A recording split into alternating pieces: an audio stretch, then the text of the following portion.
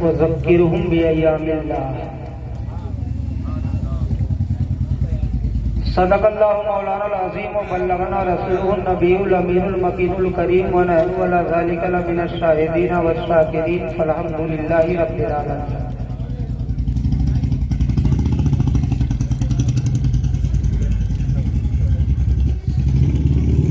آج یہ آؤ شہنشاہ کا روضہ دیکھو، کعبہ تو دیکھ چکے، کعبے کا کعبہ دیکھو، غور سے سن تو رضا، کعبے سے آتی ہے صدا، میری آنکھوں سے میرے پیارے کا روضہ خواجہ ہند و دربار ہے اعلیٰ تیرا، کبھی محروم نہیں مانگنے والا تیرا۔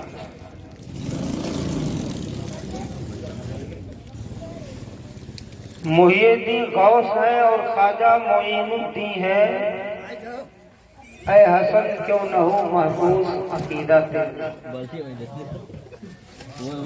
درود پاک پڑھ لیں۔ اللہم صلی علی سیدنا شفیعنا مولانا محمد بارک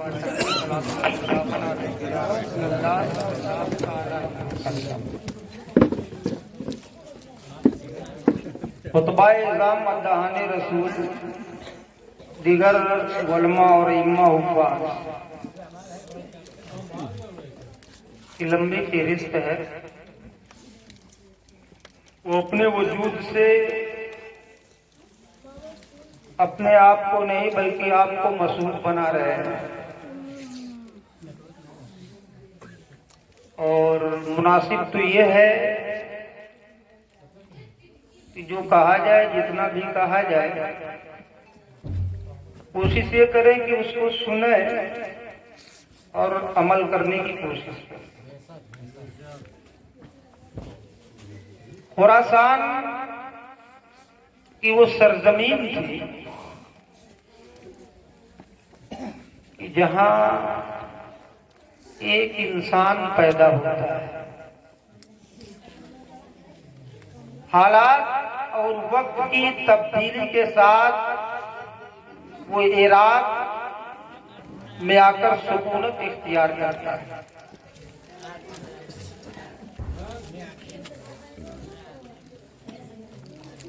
وہ انسان تو تھا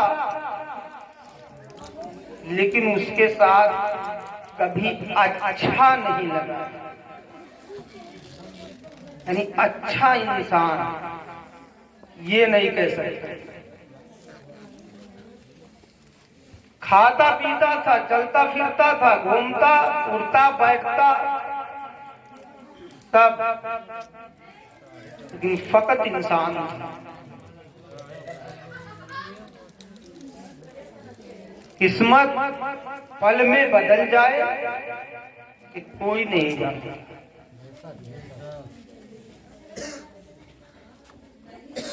جیسے دیہاتوں میں مثل مشہور ہے، ملا کی دوڑ مسجد اور مدرسے تک، ایسے مثل یہ بھی ہے شرابی کی دوڑ گھر سے شراب کھانے کا۔ کسی سے کم چلتا بھی نہیں تھا، کھاتا بھی نہیں تھا، کسی سے کم پیتا بھی نہیں تھا۔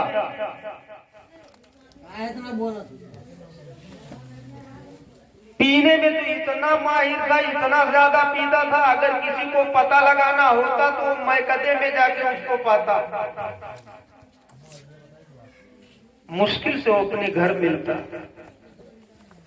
مشکل سے عزیز و اقارب کے یہاں ملتا، مشکل سے رشتہ داروں کے یہاں ملتا۔ کوئی پوچھتا فلاں انسان کہاں ہے تو بتا دیا جاتا فلاں جگہ ملے گا، جاؤ۔ جانے والا جاتا، وہاں وقت یقیناً وہ پا جاتا۔ کسی آدمی نے ایک مرتبہ پوچھا کہ فلاں شخص کہاں ملے؟ بتانے والے نے بتایا کہ جاؤ شراب کھانے میں وہ ملے گا۔ کہا اتنے دعوے کے ساتھ تمہارا کہنا کیوں؟ کہا اگر میرا دعویٰ غلط ہو جائے تو چور کی سزا وہی مجھے دینا۔ کہا چل میرے ساتھ۔ وہ آدمی ساتھوں ساتھ جاتا ہے، شراب خانے کے دروازے پر بیٹھا ہوا اگر کوئی چمکتے ہوئے چہرے جیسا انسان ملا تو وہی انسان تھا جس کے بارے میں کہا گیا تھا کہ ہاں وہ وہی ملے گا. پی کر مست، حالانکہ جانے والا اس کا دوست تھا، دوست نے پہچان لیا، چہرے سے پہچانا، حلیہ سے پہچانا، عادات و اطوار سے پہچانا، لیکن وہ بد مستی کے عالم میں اپنے دوست کو نہ پہچان سکا. یہ عالم تھا اس کا. وہ واپس آ گیا. آنے کے کچھ ہی دن کے بعد اس نے اپنے ہاتھ کو پروردگار عالم کی بارگاہ میں بلند کیا. مولا، یہ جب ہوش میں رہتا ہوگا، اسے کوئی شخص اس کے دوست احباب و اقارب کے بارے میں پوچھتا ہوگا تو یہ ضرور میرا نام لیتا ہوگا، اے اللہ مجھے لوگ 5 وقتہ مسجدوں میں جاتے دیکھتے ہیں، اور جب سنتے ہوں گے کہ اس کا ایک دوست ہے کہ یہ 5 وقتہ مسجد میں پڑا رہتا ہے، اور وہ 5 نہیں بلکہ 8 پہر شراب کھانے میں پڑا رہتا ہے، اے پروردگار مجھے تانا دیتے ہوں گے، پروردگار کوئی ہیلا لگا دے، کسی بہانے کے ذریعہ اس کو شراب کھانے سے دور کر کے اپنے کھانے یعنی خدا کھانے تک پہنچا دے. اللہ نے اس کے دعا سن لی. ایک مرتبہ وہی انسان اسی بھٹی کی جانب جا رہا تھا، راستے میں ایک ٹکڑا ملا، اٹھایا، دیکھا کیا لکھا ہے، بسم اللہ الرحمن الرحیم. اٹھایا، واپس گھر چلا آیا، اس کو اپنے طاق پہ رکھا، صاف کر کے طاق پہ رکھ دیا، پھر قدم بڑھایا شراب کھانے کی جانب. جیسے ہی شراب کھانے کی جانب قدم بڑھاتا، فوراً اس کاغذ کا ٹکڑا یاد آتا کہ کہیں وہاں سے گر نہ گیا ہو. فوراً جاتا اور دیکھتا وہ صحیح سلامت، پھر اسے صاف کر کے چوم کے پھر رکھتا. پھر شراب کی طرف لگ پڑی ہوئی تھی، شراب کی طرف دوڑنے لگتا.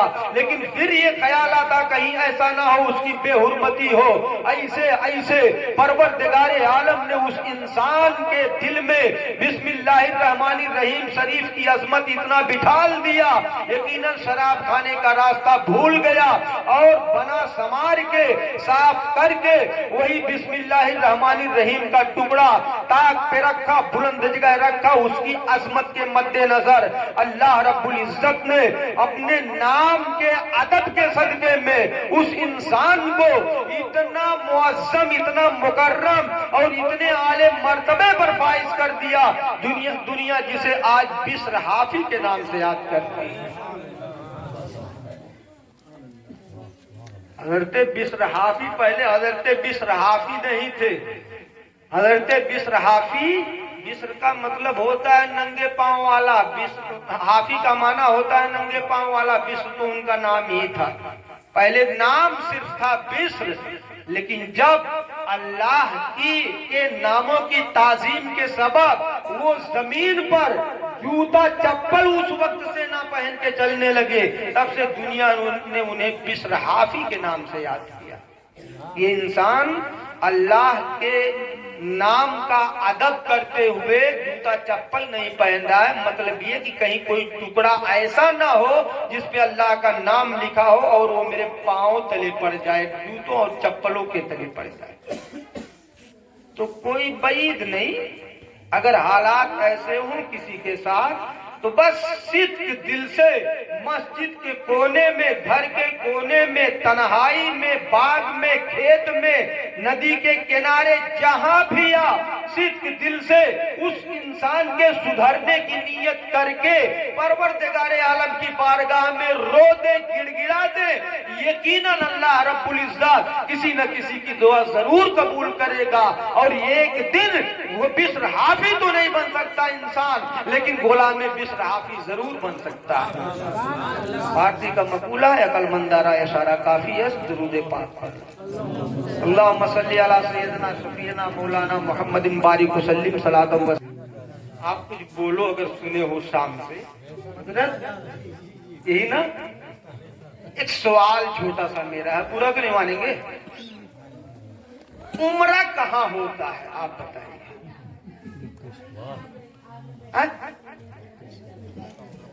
عمرہ کہاں ہوتا ہے بتائیے. मुबारकबाद पेश करते हैं जाने वालों को, भेजने वालों को, मौजूद जो लोग हैं उनको, जिनके दिलों में मोहब्बत है उनके जाने पर, या जिनको जानकारी ना जानकारी सबको। लेकिन सवाल मेरा है, उम्रा कहाँ होता है आप बताइए। मतलब कोई फांसी उसी नहीं होगी कि आप अगर कहीं भूल के कुछ और कह देंगे तो कोई ऐसा मसला नहीं है। कहाँ होता है उम्रा? मक्के में ना है? यार शाम से आप भी सुनते सुनते यही सुने होंगे कि मदीना जा रहे हैं। क्या बोलो, अब तो बोलो। सब कह रहे हैं उलमा की हिमायत है आपके साथ, ये सब बोल दिए कि क्या कह रहे हैं। अब आप नहीं बोलोगे। कहाँ जा रही है? लाइव नहीं बुलवा रहा है यार। लोग सोच रहे हैं कि अगर ऐसा है कि कहीं बोल देंगे तो मेरी आवाज न उसमें आ जाए। नहीं नहीं नहीं, ये तो बात हो ही रही है शाम से ना कि मदीना जा रहे हैं और उम्रा होता है मक्के में। और उम्रे के मुसाफिर हैं, गांव भर जानते हैं, सब जानते हैं कि उम्रा करने जा रहे हैं। और कहा जा रहा है मदीना जा रहे हैं। हम कह रहे हैं मदीना जा रहे हैं, सब कह रहे हैं सुभान अल्लाह, और सही भी है। सुभान अल्लाह, माशाअल्लाह, सब कुछ सही है। लेकिन क्यों यार, ये सवाल तो हम सोचने में मजबूर हो गए। उमरा मक्के में, जा रहे हैं मदीना। हमारे ख्याल से जा रहे के एतबार से मक्का का नमूने नहीं आया होगा, इल्ला माशाअल्लाह, हो सकता आ गया हो। लेकिन जो भी आया, हम भी कह रहे हैं मदीना जा रहे हैं, और सही भी। बस इसमें सिर्फ वजह ये है कि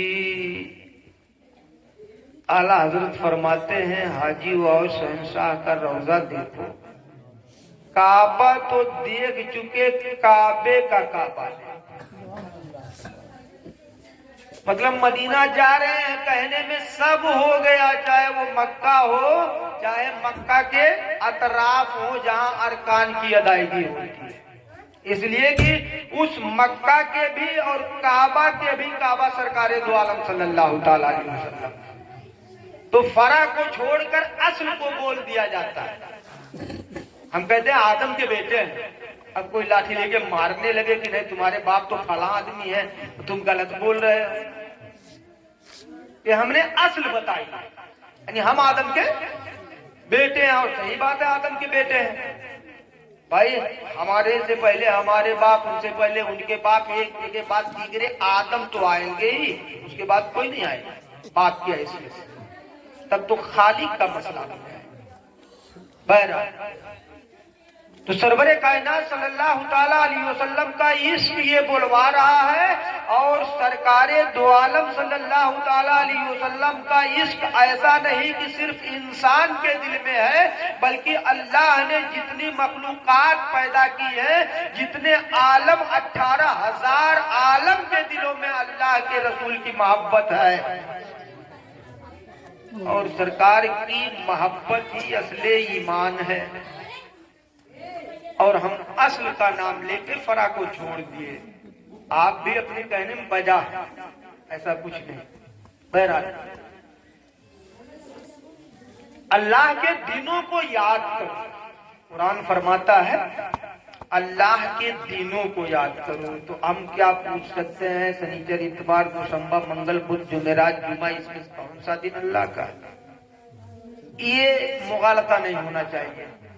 अल्लाह के दिन से मुराद वो कि ईमान वालों, इस्लाम वालों के दरमियान जो खास वक्त या खास दिन कोई ऐसा हो जिसमें कोई अहम कारनामा, अहम किरदार या अहम शख्सियत से मुताल्लिक वो दिन हो, जिसने अपनी पूरी जिंदगी अल्लाह की रज़ा के लिए, रसूलुल्लाह सल्लल्लाहु ताला अलैहि वसल्लम की रज़ा के लिए, खुशनूदी के लिए सब कुछ कुर्बान कर दिया।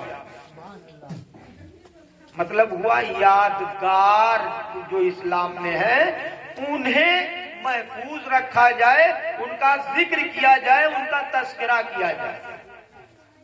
اور یہ کسی اینگل سے نہ تو بدعت ہے، نہ حرام ہے، نہ ناجائز ہے، بلکہ جائز ہے، مستحسن ہے، اور یاد کرنا واجب بھی ہے، فرض بھی ہے، ضروری بھی ہے، سنت بھی ہے۔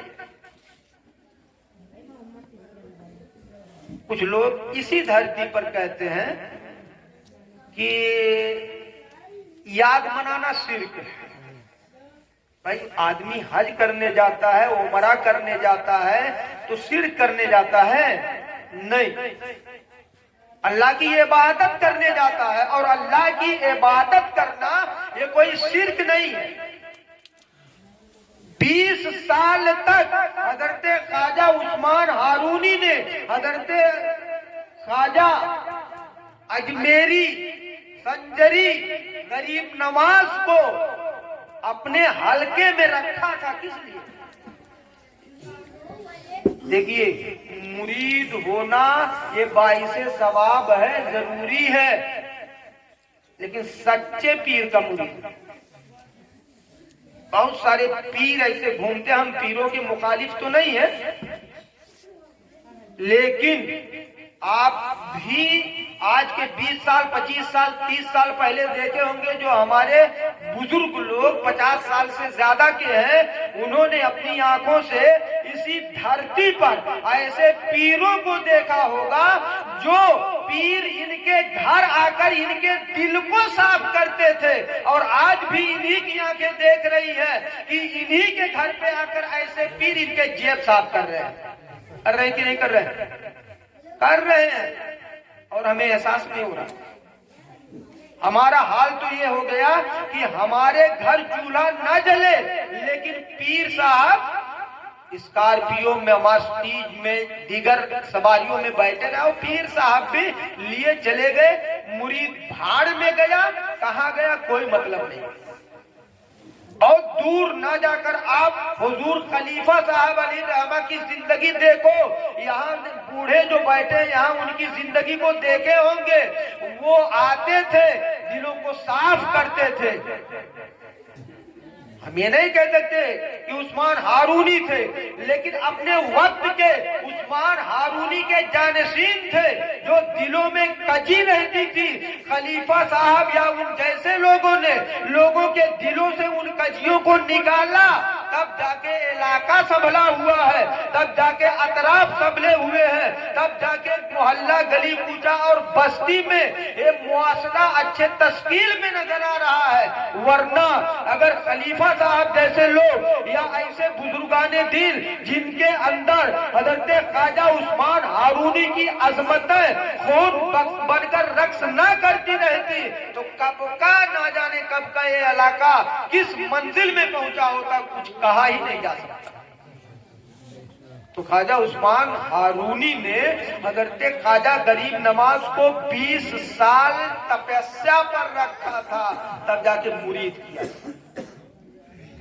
انہوں نے اجمیر میں آ کے اگر لکڑی اٹھایا، مٹی اٹھایا تو سونا بنا، معمولی چیز ہے۔ اتنے بڑے کاسے میں پورا آنا ساگر بھر لینا یہ معمولی چیز نہیں ہے، یہ اسی تپسیا کا نتیجہ ہے۔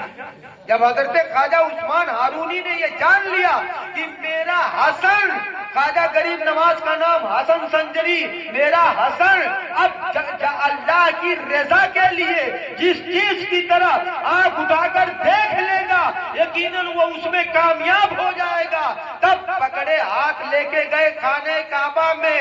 ندی کے کنارے مرید نہیں کیا تھا، کسی اس میں بلڈنگ میں مرید نہیں کیا تھا، خانہ کعبہ کا گلاف پکڑوایا تھا اور کہا تھا کہ اے اللہ یہ حسن سنجری ہے، یہاں تک پہنچانا میرا کام تھا، اب صفائے قلب کرنا تمہارا کام۔ ایسے مرید کے لیے پروردگار عالم کا سلام آیا تھا۔ تمام طرح سے سائیکل کرنے کے بعد رسول اللہ صلی اللہ تعالی علیہ وسلم نے عثمان ہارون کے اس فیضان کو اجمیر کی دھرتی پر بھیجا تھا کہ اب یہ حسن کسی بھی دنیا کی طاقت سے ڈرنے والا نہیں، چاہے وہاں جے پال ہو، چاہے دنیا کا کوئی بھی جادوگر ہو، چاہے جتنے قابل لوگ چلے آئے، لیکن یہ حسن سنجری سب کو اپنے پنجے سے مروڑتا ہوا نظر آئے گا۔ اور ہوا بھی یہی، مختصر یہی ہے کہ غریب نواز ہندوستان کی دھرتی پر آئے اور اتنا بڑا کارنامہ انجام دے دیا کہ جس کے صدقے میں ہمارا آپ کا وجود ایسے حال میں ہے۔ بہت زیادہ کچھ کہنے کی ضرورت نہیں، تو حسن اتفاق کہیے، اتفاق نہیں، حسن اتفاق۔ یہ عمرے کا موقع اور اجمیر مقدس کا عرس بالکل ایک دن، عمرے پر جانے کا دن جو ہے کل ہے نا، ارادہ تو پہلے سے رہتا ہے، اللہ جب پورا فرما دے کل ہے۔ اور حسن اتفاق، قسمت رہے قسمت، حضرت خواجہ غریب نواز علیہ رحمت الرضوان کا عرس مقدس بھی کل ہے۔ آپ کو معلوم ہونا چاہیے، حقیقت یہی ہے کہ مدینے کا راستہ اجمیر ہو کے جاتا ہے، مدینے کا راستہ اجمیر ہو کے جاتا ہے، اس لیے کہ جس نبی نے خواجہ غریب نواز کو اجمیر بھیجا تھا، ہم اسی اجمیر والے راجا کے وسیلے سے اس نبی تک پہنچنے کی کوشش کرتے ہیں۔ آج کا یہ، کل کا یہ سفر اور عرس خواجہ غریب نواز، ایک طرف مدینہ جانے کی کوشش، ایک طرف خواجہ غریب نواز کا فیضان، اس فیضان کے سائے میں مدینہ مقدسہ کا راستہ طے کرنا، ایسے میں مسافر کے دل کا عالم کیا ہوگا؟ یا رسول اللہ، چمک تجھ سے پاتے ہیں سب پانے والے، میرا دل بھی چمکا دے چمکانے والے، برستا نہیں دیکھ کر ابر رحمت، بدوں پر بھی برسا دے برسانے والے۔ جھومتا پڑتا ہوا اور خواجہ غریب نواز کا فیضان اپنے دامن میں سمیٹے ہوئے رسول اللہ صلی اللہ تعالی علیہ وسلم کے نگر کا سفر جاری رکھتے ہوئے عرض گزار ہوگا، یا رسول اللہ، اور پروردگار عالم کی بارگاہ میں یہ عرض کرے گا، اے پروردگار، دکھا دے یا الہی، وہ مدینہ کیسی بستی ہے جہاں پر رات دن مولا تیری رحمت برستی۔ خواجہ غریب نواز کے فیضان کے سائے تلے خرامہ خرامہ وہ مسافر مدینہ منورہ کی جانب روانہ ہوگا۔ تو گویا مدینے کا راستہ کھل گیا اجمیر ہوتے ہوئے، خواجہ غریب نواز کا فیضان اپنے دامن میں سمیٹے ہوئے۔ بہرحال تو یہ عمرہ ہے یا حج؟ حج کے موقع بھی لوگ کہتے ہیں مدینہ جا رہے ہیں، عمرے کے موقع بھی کہتے ہیں لوگ مدینہ جا رہے ہیں۔ تو یادیں مٹائی نہ جائیں بلکہ منائی جائیں۔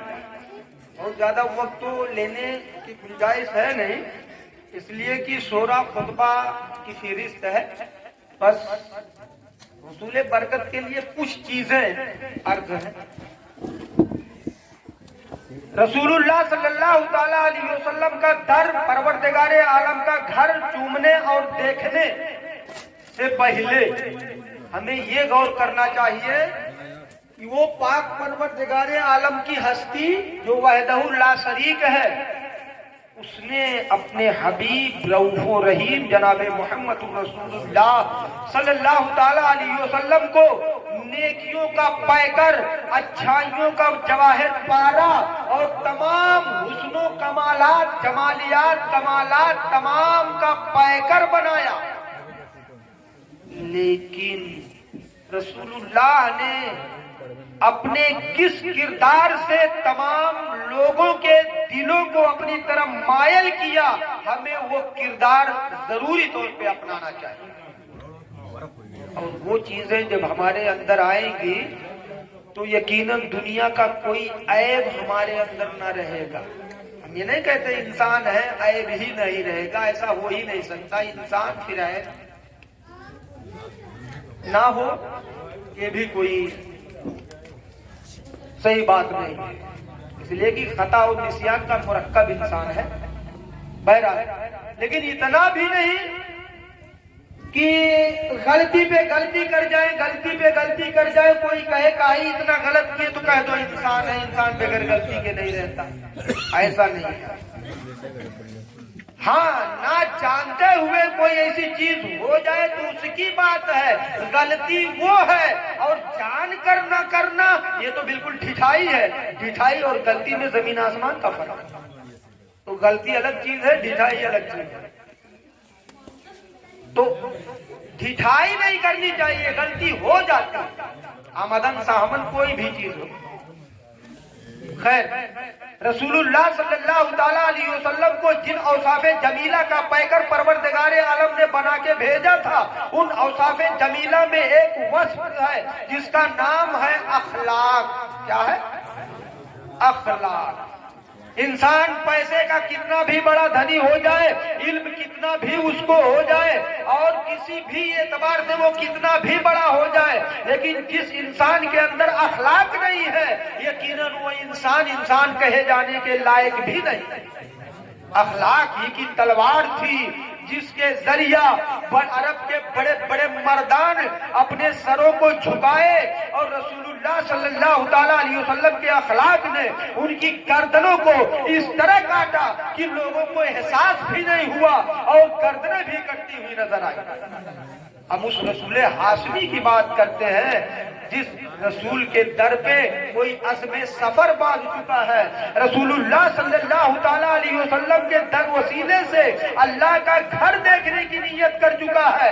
اب وہی رسول جو ہمیں اخلاق کا کردار دے کے گئے، اگر وہی کردار ہم اپنائیں، یقیناً دنیا کی کوئی طاقت ہمارے سروں کو جھکا نہیں سکتی، ہماری آنکھوں سے آنکھیں نہیں ملا سکتے، اور ہمارے پنجوں سے پنجے لڑانا تو یہ دشوار کن مرحلہ ہے، لیکن اگر وہ اخلاق ہمارے ہاتھوں سے چھوٹے ہوئے ہیں، یقیناً اس تناظر میں ہم اپنے آپ کو نہ دنیا کا رہنے دیں گے نہ آخرت کا رہنے دیں گے۔ رسول اللہ صلی اللہ تعالیٰ علیہ وسلم نے ایسا اخلاق دکھایا کہ کٹر دشمن بھی آپ کے سامنے اپنی پیشانی جھکائے، اور جھکانے کے بعد آپ کے دامن کرم سے وابستہ ہوئے، اور نہ جانے کتنوں کو ان لوگوں نے کلمہ پڑھایا۔ واقعات مشہور ہیں، اخلاق کی دو نشانیاں میں آپ کو بتاؤں گا، اس لیے کہ اخلاق اتنی بلند چیز ہے کہ ایکچولی برائی تو نہیں کرنا چاہیے، لیکن اگر کوئی انسان برا کیا چلا گیا دنیا سے اور اخلاق کے اعتبار سے اچھا رہا، تو لوگ ایسے کہتے ہیں کہ یار ٹھیک ہے یہ برائیاں اس کے اندر تھی، لیکن اخلاق بہت اچھا تھا، ہوٹل پہ بیٹھا رہتا تھا، 10 آدمی پہنچ جاتے، اے فلانے بابو چائے دو، فلاں کو چائے دو، فلاں کو چائے دو۔ اخلاق۔ وہ شراب پیتا تھا، نماز نہیں پڑھتا تھا، جوئے کھیلتا تھا، بدوں کے ساتھ رہتا تھا، وہ تمام چیزیں انسان بھلا دے گا اگر اس کا اخلاق بہت اچھا ہے تو۔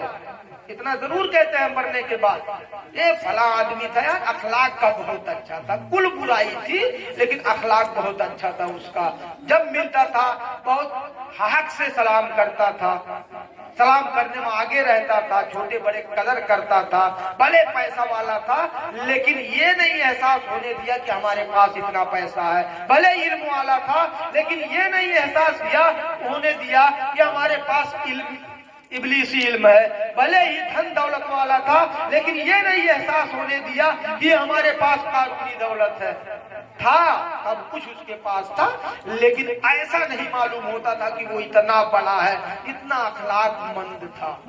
اب بتائیے، ایک طرف وہ نماز بھی چھوڑے بیٹھا ہے، ایک طرف کچھ نہیں کر رہا ہے، جوا شراب سب کچھ کھیل اور کر رہا ہے، لیکن اخلاق اگر اچھا ہے اس کا تو مرنے کے بعد ساری چیزیں انسان بھلا دیتا ہے، اسی اخلاق کو لے کر اس کی نیکیوں کو اچھالنے کی کوشش کرتا ہے کہ بڑا اخلاق مند آدمی تھا۔ اب بتاؤ یار، جو نبی سراپا اخلاق ہو، اخلاق کے ایک چھیٹے سواں حصہ اس انسان کو ملا، اخلاق کی بنیاد پر وہ بہت اچھا کہا جانے لگا، تو وہ نبی جو اخلاق کا پیکر بن کے آیا، اگر اس کے کردار پر اخلاق پر ہم عامل ہو کر عمل کر کے دنیا کو درس دے تو یقیناً ہماری دنیا بھی بنی رہے گی اور آخرت بھی سمجھی رہے گی۔ واقعہ بہت مشہور ہے نا کہ نبی کریم صلی اللہ تعالیٰ علیہ وسلم کے نماز پڑھنے جانے یا اور کہیں آنے جانے کے راستے میں کانٹے بچھاتی تھی ایک بڑھیا، بہت مشہور ہے۔ یہ بھی مشہور ہے کہ اونٹوں کی وہ جھڑیاں سجدے کی حالت میں آپ کی پشت پر رکھ دی جاتی تھی، لیکن نبی کریم صلی اللہ تعالیٰ علیہ وسلم نے پلٹوار نہیں کی۔ ہماری فطرت کیا ہے؟ ہم پلٹوار کرنے کی کوشش کرتے ہیں۔ یہ رسول اللہ صلی اللہ تعالیٰ علیہ وسلم کے طریق سے ہٹ کر راستہ ہے۔ رسول اللہ صلی اللہ تعالیٰ علیہ وسلم نے درس دیا، اے لوگو اگر تم ہمارے اخلاق پہ عمل کر رہے ہو، اگر تمہارے ساتھ کوئی بدی کر رہا ہے تو اسے بدی کرنے دو، تم اپنا اخلاق اور بلند کرتے جاؤ، یقیناً ایک دن ایسا آئے گا کہ وہ بدی کرنے والا انسان اپنے بدی کام سے عاجز آ جائے گا اور وہ تمہارا گرویدہ ہو جائے گا۔ وہ بھی یہی رسول اللہ صلی اللہ تعالیٰ علیہ وسلم کے راستے میں کانٹے بچھانے والی، وہ جھڑیاں ڈالنے والی۔ ایک مرتبہ ایسا ہوا کہ سرکار آنے جانے کے وقت دیکھے بڑھیا نہیں ملی، کوئی کانٹا بچھانے والا نہیں۔ ایک وقت گزرا، دو وقت گزرا، تین وقت گزرا، رسول اللہ صلی اللہ تعالیٰ علیہ وسلم نے صحابہ سے پوچھا کہ بتاؤ وہ بڑھیا دکھ نہیں رہی ہے، کیا مطلب ہے؟ کیا سرکار کو نہیں معلوم تھا؟ سرکار غیب جانتے تھے، لیکن وہاں صحابہ سے کہلوانا یہ ضروری تھا۔ صحابہ نے کہا یا رسول اللہ ہم نے سنا وہ بیمار ہو چکی ہے اور ایسی بیمار ہے کہ بستر مرگ پر پڑی ہے، اب تب لگا ہوا ہے، وہ بالکل مرنے کے قریب ہے۔ رسول اللہ صلی اللہ تعالیٰ علیہ وسلم کا چہرہ اتر گیا، آنکھوں میں آنسو آ گئے۔ اب آپ اور ہم اپنی فطرت پر غور کریں، اتنا بڑا جانی دشمن، کٹر دشمن اگر ہمارا کوئی ہو اور وہ مصیبت میں مبتلا ہو جائے تو ہم روتے ہیں کہ ڈھول بجانے لگتے ہیں، یار بہت اچھا ہوا، بہت اچھا ہوا، اب تو اس کو اپنے کرموں کا پھل مل رہا ہے، بہت ستاتا تھا مر جائے، یہ سب ہوتا ہے نا۔ سرکار نے یہ درس نہیں دیا ہے۔ کبھی کبھی ہم تو نہیں لیکن ہماری ماں بہنیں ضرور یہ چیزیں کہتی ہیں کہ اللہ ساتھ دشمن کے ایسا نہ رہے، یہ کہتے ہیں، بہرحال ان کا نظریہ ہے۔ تو ہماری فطرت یہ ہے کہ ہمیں تکلیف دینے والا، ہمارا مخالف، ہمارا دشمن اگر کسی اذیت میں مبتلا ہے اور ہمیں خبر ملی تو ہم خوشی مناتے ہیں، خوشی نہیں۔ رسول اللہ صلی اللہ تعالیٰ علیہ وسلم کا طریقہ، راستہ دیکھو، رسول اللہ کا چہرہ اتر آیا، آنکھوں سے آنسو جاری ہوئے۔ صحابہ نے عرض کیا یا رسول اللہ صلی اللہ تعالیٰ علیہ وسلم، وہ بڑھیا آپ کے راستے میں کانٹا بچھانے والی اور مسلسل کانٹے بچھانے والی، اس کی نیت ہوتی تھی آپ کو تکلیف پہنچے، اس کا مقصد ہوتا تھا آپ پریشان ہو۔ یا رسول اللہ آج وہ بیمار پڑی، آپ کا چہرہ اتر آیا، آپ کی آنکھوں سے آنسو جاری ہو گئے۔ رسول اللہ صلی اللہ تعالیٰ علیہ وسلم نے کہا ہے صحابہ ایسا نہیں ہے، آخر ہے بھی تو وہ انسان ہے اور تم اسے اپنی آنکھ سے دیکھ رہے ہو، لیکن یہ تمہارا نبی یہ اس کو اپنی آنکھ سے دیکھ رہا ہے۔ اسی روتی ڈبڈبائی ہوئی آنکھ کو لے کر رسول اللہ صلی اللہ تعالیٰ علیہ وسلم اسی بڑھیا کے گھر گئے۔ بڑھیا کے گھر والے چاروں طرف سے گھیرے ہوئے تھے۔ اب گھیرنے کی بات دیکھیے، کسی طرف کوئی راستہ نہ تھا کہ کوئی آ کر اس بڑھیا کو دیکھے، لیکن جیسے ہی لوگوں نے دیکھا یہ تو محمد ابن عبداللہ آ گئے، لوگ بالکل بے حس و حرکت ہو گئے، لوگ چونک پڑے کہ یہ تو محمد ابن عبداللہ، ان کے راستے میں زندگی بھر یہ بڑھیا کانٹے بچھائی اور آج یہ بیمار ہوئی، آخر ایسا تو نہیں بدلہ لینے کے لیے آ رہے ہیں۔ لوگوں نے راستہ دے دیا، پائے تانے جا کے کھڑے ہو گئے جس سے کہ صاف چہرہ نظر آئے۔ آقا کریم صلی اللہ تعالیٰ علیہ وسلم کی آنکھیں بھیگی ہوئی ہیں، وہ بڑھیا مرگ کے عالم، بستر مرگ پر لیٹی ہوئی، بالکل ایک دم آدھی جان बुढ़िया वो भी समझ नहीं पा रही आखिर क्या हो रहा है, इसको तो मैं तकलीफ दे रही थी और ये हमारे सामने आया हुआ है। लोगों ने सरवरे कायनात सल्लल्लाहु ताला अलैहि वसल्लम के हरकत और सकनात के एतबार से देखा कि जैसे लोग एक मरीज के इयादत के लिए आते हैं, ऐसे मोहम्मद इब्ने अब्दुल्ला उस बुढ़िया के पाए ताने खड़े होकर इयादत कर रहे हैं और उनके लबहाए नाज हिल रहे हैं। रसूलुल्लाह सल्लल्लाहु ताला अलैहि वसल्लम ने इशारा किया, ओ माँ ये बताओ तुम्हें कौन सी तकलीफ हुई है। वो बुढ़िया बोलती क्या, इतने में मजमे की आंखें रोने लगी। अल्लाह अकबर, जमाना देख रहा है कि ये बुढ़िया जिंदगी भर तकलीफ देने की कोशिश की है, आज मोहम्मद इब्ने अब्दुल्ला इसकी हाल पुरसी करने के लिए आए हुए हैं। मजमे के आंखों में आंसू, बुढ़िया उठने की ताकत उसको नहीं थी, लेकिन तारीख बताती है कि अपने पूरे बदन की ताकत इकट्ठा किया और उठकर बैठ गए। उठकर बैठने के बाद कुछ कहा नहीं, कहा है मोहम्मद इब्ने अब्दुल्ला अगर आप ही आखिरी पैगंबर हो, अपना हाथ बढ़ा दो, आखिरी वक्त में आपके हाथ पे कलमा पढ़कर मुसलमान हो जाए। मान लिया, जो आपकी बात सुन लेता है, जो आपका चेहरा देख लेता है, वो आपका हो के रहे। बुढ़िया कलमा पढ़ी। अब खानदान में ना जाने कितने लोग बुढ़िया के सदके में कलमा पढ़े। बताओ, सरकार अगर ये सोचते कि ये कांटे भी जाते थी, बीमार हो गई, मर जाए, जाने दीजिए, तो इस्लाम की तादाद बढ़ती। वो तो नबी की आंखें देख रही थी कि आज होने वाला क्या है। वही मक्का, एक बुढ़िया इतनी आजिज थी, देखी भी नहीं थी, सुनी भी नहीं थी, लोगों से कहा कि अब यहाँ रहना मुनासिब नहीं है, बिल्कुल मैं एक दिन भी नहीं रह सकती, अब मैं यहाँ से मैदान चली जाऊंगी, जंगल बयाबान में जिंदगी गुजार लूंगी, मोहम्मद इब्ने अब्दुल्ला का चेहरा नहीं देखूंगी, उसकी बात नहीं सुनूंगी। तैयार हो गई, कटरी मोटरी बनाई और रोड के किनारे लाके रखी, सोचा कोई उठवाने वाला आ जाए, उठवा लूं, चलो चली जाओ। बहरहाल तारीख यही बताती है, बिल्कुल शाहराह के करीब। अक्ल कह रही है क्या रसूलुल्लाह सल्लल्लाहु ताला अलैहि वसल्लम से पहले कोई इंसान गुजरा ना होगा। आलम तखय्युल में जब ये सवाल किया जाता है कि उस बुढ़िया ने किसी गुजरते हुए इंसान को देखा होगा, सवाल किया होगा, अरे बेटा ये गठरी उठवा दे, लेकिन मंजूर था कुदरत को कि ये गठरी अगर कोई हाथ गठरी को लगाएगा तो मोहम्मदुर रसूलुल्लाह होंगे, इसलिए उस बुढ़िया के कहने पर सुनने वाला अनसुना करके चला गया होगा।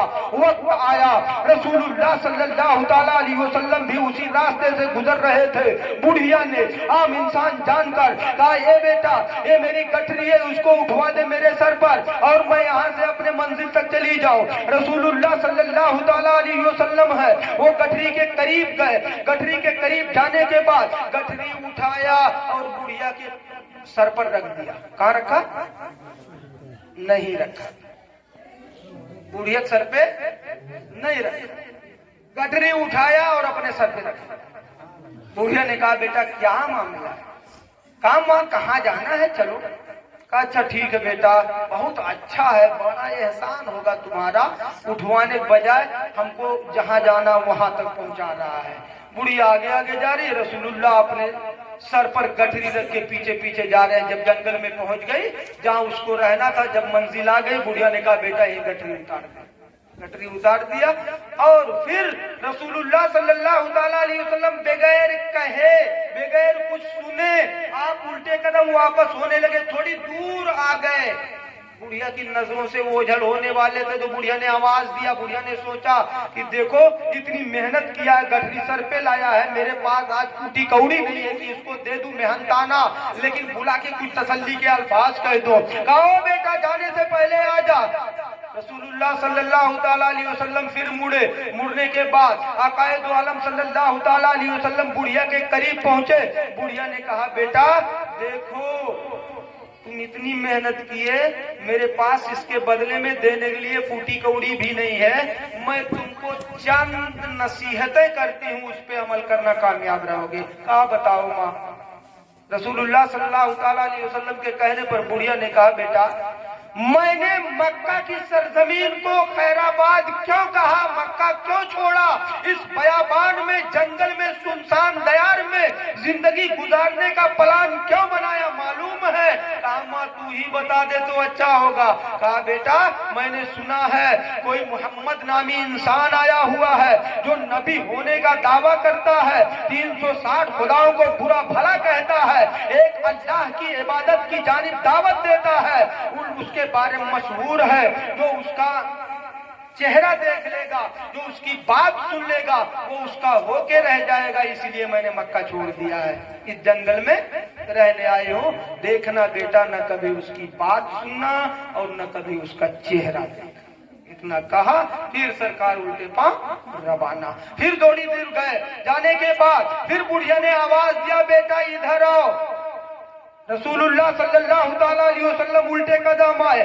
آنے کے بعد اس بڑھیا نے کہا بیٹا ایک تاریخ لکھی جائے گی، تاریخ، جب کوئی پوچھے گا کہ اے بڑھیا بتا کہ تجھے یہاں تک پہنچانے والا کون تھا، اس کا نام کیا تھا، تو میں کیا بتاؤں گی بیٹا، اپنا نام تو بتاتے جاؤ۔ اتنا کہنا تھا کہ رسول اللہ صلی اللہ تعالیٰ علیہ وسلم نے اپنی پیاری آواز میں بہت مدھر انداز میں کہا ماں مجھے محمد ابن عبداللہ کہتے ہیں۔ کیا کہا؟ مجھے محمد ابن عبداللہ کہتے ہیں۔ اتنا نام سننے کے بعد بڑھیا چونکی، حیرت اور مسرت میں ڈوب کر اس کو یہ نہیں سمجھ میں آتا رہا ہوگا کروں کیا۔ تاریخ بتاتی ہے اس بڑھیا نے کہا کیا محمد ابن عبداللہ؟ کہا ہاں ماں۔ کہا وہی جو نبوت کے مدعی ہو؟ کہا ہاں۔ کہا جو لوگوں کو اللہ کی جانب عبادت کی دعوت دیتے ہو؟ کہا ہاں۔ کہا دیکھ میں تو اب تک نہیں مانتی تھی، لوگوں سے سنتی تھی ایسا ویسا، لیکن آج میں گواہی دیتی ہوں کہ اللہ کے سوا کوئی معبود نہیں اور محمد صلی اللہ تعالیٰ علیہ وسلم اللہ کے رسول ہے۔ اے بیٹا میرا چیلنج ہے، پوری روئے زمین پر تجھ سے بہتر انسان آج اس دنیا پر کوئی ہے ہی نہیں۔ وہ بھی کلمہ پڑھی مسلمان ہوئی۔ تاریخ بتاتی ہے آبادی میں اس کی بہت ساری رشتہ داریاں تھی، اعزا اقربا تھے، تمام لوگ تھے، اکثریت اس میں سے رسول اللہ صلی اللہ تعالیٰ علیہ وسلم پر ایمان۔ اب بتائیے اخلاق ہی تو تھا یہ کہ پیسہ دے دیے تھے بڑھیا کو، سرکار عیادت کرنے کے لیے گئے تھے، ایک پیسہ دوا کے لیے بھی نہیں دیے، کچھ نہیں کیے، اتنے لوگ ایمان لے آئے۔ بڑھیا گٹھری اٹھا کے جنگل میں پہنچا دیا، نام بتانے کے بعد، کردار ادا کرنے کے بعد بڑھیا نے بھانپ لیا کہ جیسا انسان کوئی ہو ہی نہیں سکتا۔ بڑھیا ایمان لائی، خاندان والے ایمان لائے، عزیز و اقارب ایمان لائے۔ وہی طائف کی سرزمین پر جب پتھر مار مار کے طائف والوں نے لہو لہان کر دیا تھا، آپ کی جوتی مبارک میں خون جم گئے تھے، پورے جسم سے کٹ کٹ کے جبریل امین آئے تھے، عرض کیا تھا پروردگار عالم کا حکم ہے اے محبوب آپ کہو تو طائف کو پلٹ دوں، اوپر کا حصہ نیچے کر دوں، نیچے کا حصہ اوپر کر دوں۔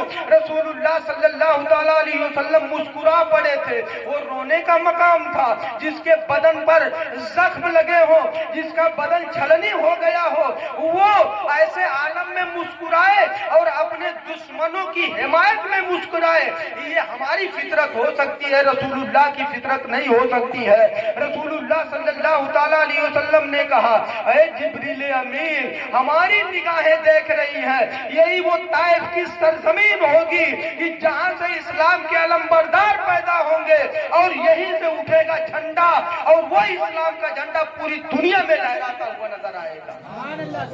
یہ اخلاق تھا رسول اللہ صلی اللہ تعالیٰ علیہ وسلم کا۔ اخلاق کی بنیاد پر حضور رحمت للعالمین صلی اللہ تعالیٰ علیہ وسلم نے عرب ممالک کے دل جیتے تھے۔ ایسے نہیں عمر جیسے سخت انسان رسول اللہ صلی اللہ تعالیٰ علیہ وسلم پر ایمان لے آئے تھے، بلکہ رسول اللہ صلی اللہ تعالیٰ علیہ وسلم کو تو نہیں آزمایا تھا، رسول اللہ کے دیوانے کو آزما کر حضرت عمر نے رسول اللہ صلی اللہ تعالیٰ علیہ وسلم کی حقیقت پہچان لی تھی۔ بہن بہنوئی کو تو مارا تھا، انہوں نے کہا یہ وہ نشہ نہیں جسے ترسی اتار دے، تبھی حضرت عمر سمجھ گئے۔ جب جام میں اتنا असर है तो पूरे मैकदे का आलम क्या होगा। फौरन दीवाना हुए थे, जाके कलमा पढ़ लिए थे। इंसान को तलवार नहीं, अखलाक की तलवार ने हजरत उमर जैसे लोगों की गर्दन रसूलुल्लाह सल्लल्लाहु तआला अलैहि वसल्लम के सामने झुकाई थी, वरना दुनिया की कोई ऐसी तलवार नहीं थी जिसके सामने हजरत उमर इब्ने खत्ताब की गर्दन झुक जाती, कट सकती थी।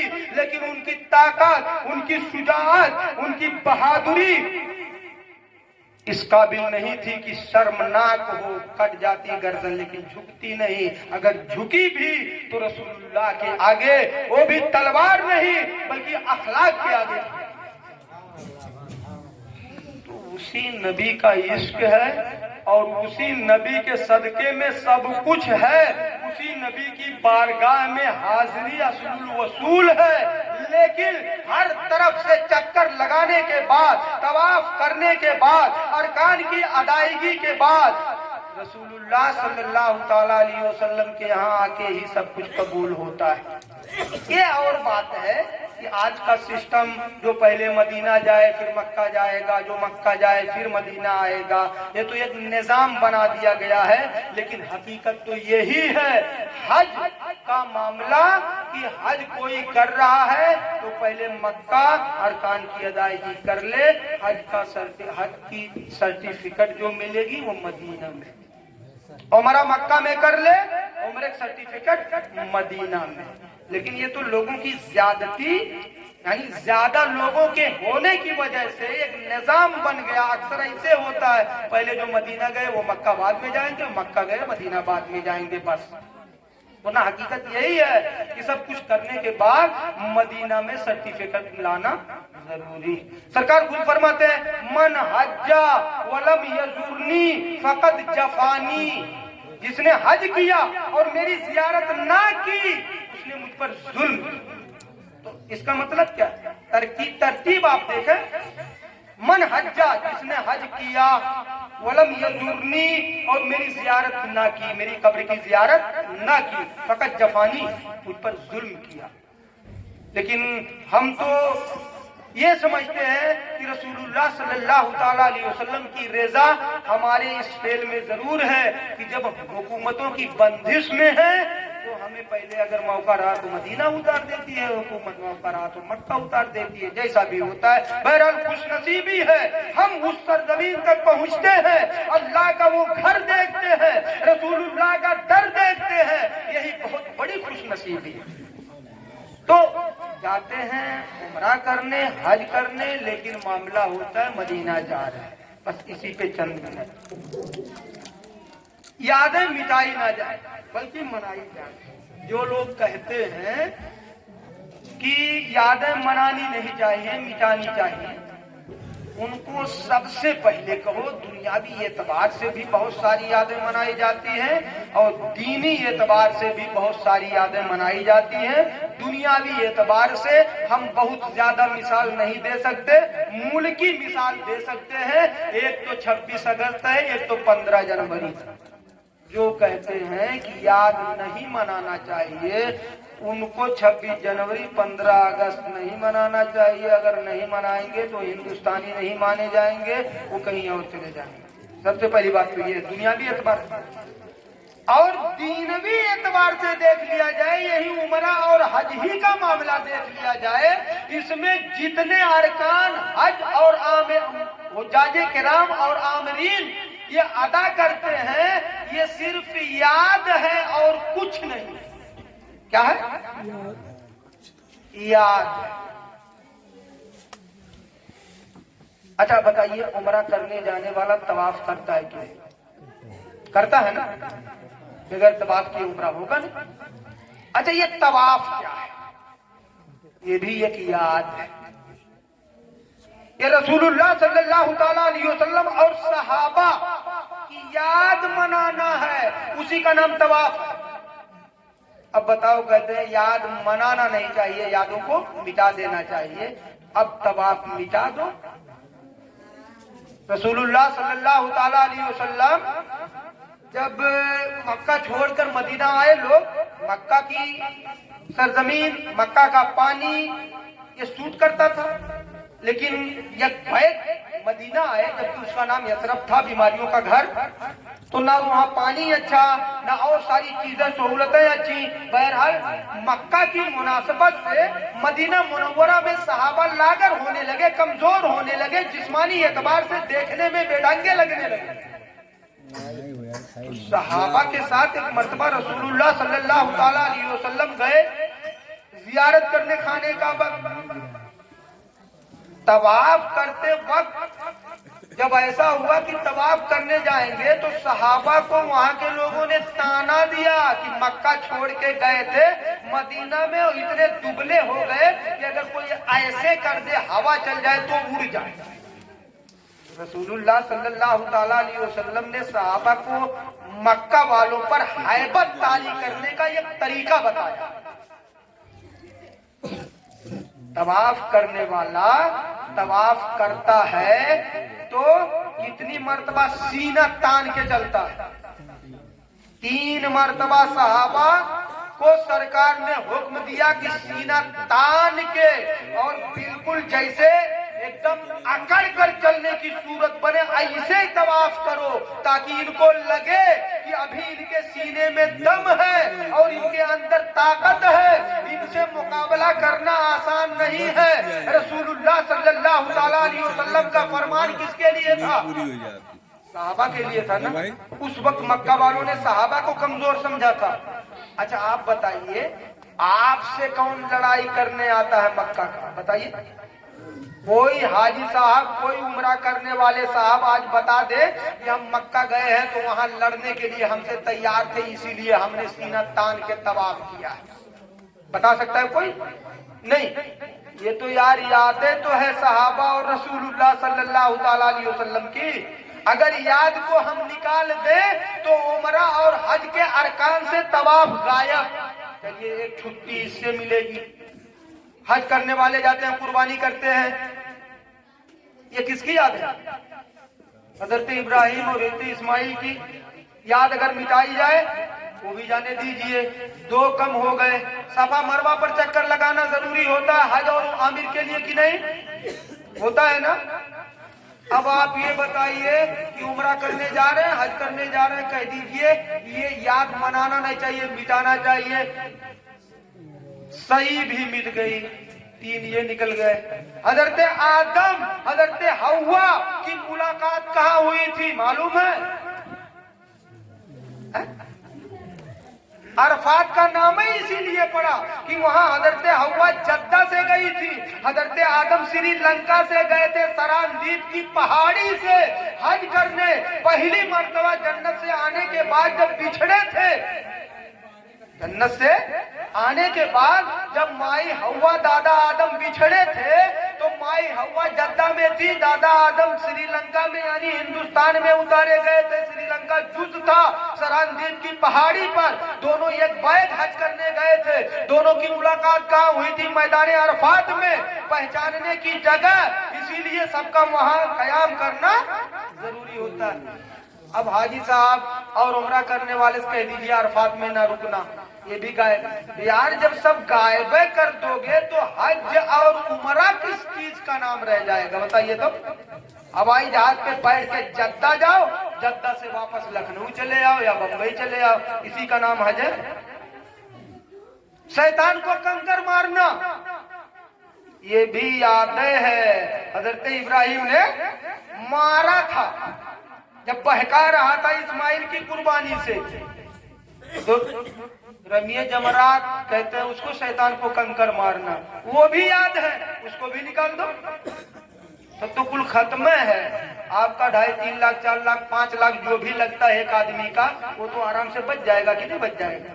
اس میں آدھا ادھر کھیت مل جائے گا. اتنے بڑے مطلب عقل کے اندھے ہیں اس سرزمین پر، کہتے ہیں یادوں کو منانا نہیں چاہیے. اب ہم یک چیز کی مثال دیے ہیں صرف حج سے متعلق، بہت ساری چیزیں ایسے ہیں. نماز مکمل رسول اللہ صلی اللہ تعالی علیہ وسلم کی یادگار ہے کہ نہیں؟ معراج کی رات کون لایا نماز؟ रसूलुल्लाह सल्लल्लाहु ताला अलैहि वसल्लम। और ये जो घट्टा बनाकर पेशानी पर गली गली गुदड़ी लेकर घूमते हैं और कहते हैं यादों को मिटा देना चाहिए, मनाना नहीं चाहिए। तो आप बताओ, अगर याद मिटाना चाहिए, मनाना नहीं चाहिए, तो नमाज सरकार की याद है कि नहीं? सरकार की याद है, फिर घट्टा काला क्यों, मत्था काला क्यों? बहरहाल रसूलुल्लाह सल्लल्लाहु ताला अलैहि वसल्लम के इश्क में, रसूलुल्लाह सल्लल्लाहु ताला अलैहि वसल्लम के सदके में अल्लाह ने सारी कायनात बना दी। अब हम कुछ भी करते हैं, अल्लाह की रज़ा तो जरूर रहती है, लेकिन पहले मकसद ये होता है कि रसूलुल्लाह की रज़ा हो इसमें। बगैर रसूल की रज़ा के अल्लाह की रज़ा हासिल ही नहीं हो सकती।